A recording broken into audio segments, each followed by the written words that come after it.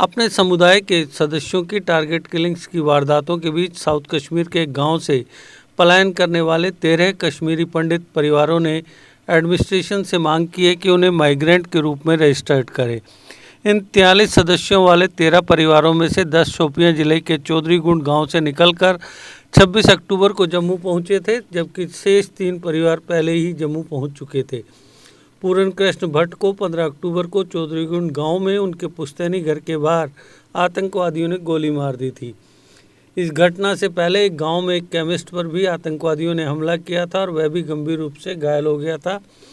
पिछले 34 सालों के उथल पुथल के दौरान घाटी में वापस रहने वाले कश्मीरी पंडित अल्पसंख्यकों पर लगातार टारगेट अटैक्स ने उनके पास अपने घरों और चूल्हों को छोड़कर जम्मू में अपनी सुरक्षा के लिए माइग्रेशन करने के अलावा कोई ऑप्शन नहीं छोड़ा है। लेकिन उनके लिए बहुत निराशा की बात यह है कि अधिकारियों ने उन्हें अभी तक माइग्रेंट्स के रूप में रजिस्टर्ड नहीं किया है और उन्हें आज तक सरकार द्वारा कोई मदद भी नहीं दी गई है।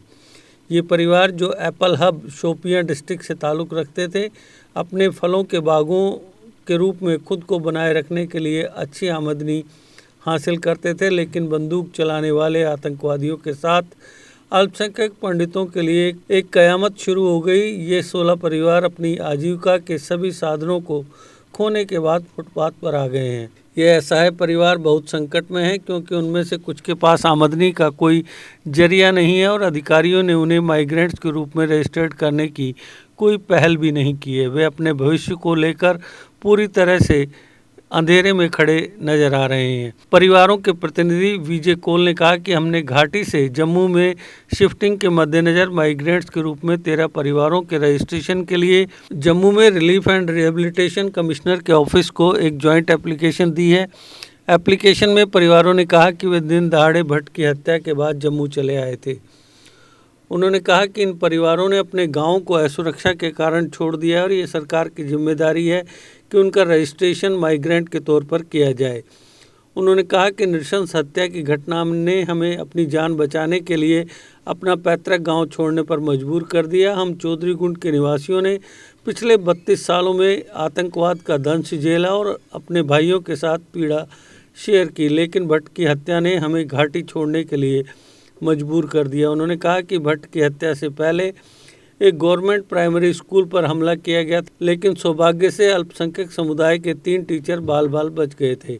गुरुवार को शोपियां में अधिकारियों ने जिले से कश्मीरी पंडितों का कोई पलायन नहीं होने का दावा किया था। जम्मू में डेरा डाले अल्पसंख्यक समुदाय के सदस्यों ने घाटी में लौटने की किसी भी योजना से इनकार किया है।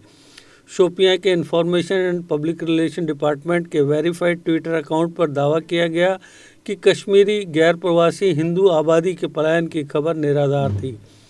हालांकि अश्विनी कुमार भट्ट, जिनके भाई पूर्ण कृष्ण भट्ट की गोली मारकर हत्या कर दी गई थी, ने जम्मू में मीडिया से कहा था कि वो पलायन कर चुके हैं और घाटी में कभी नहीं लौटेंगे। Deshbhagat university Punjab courses offered PhD, post graduate, under graduate, PG diploma, certificate.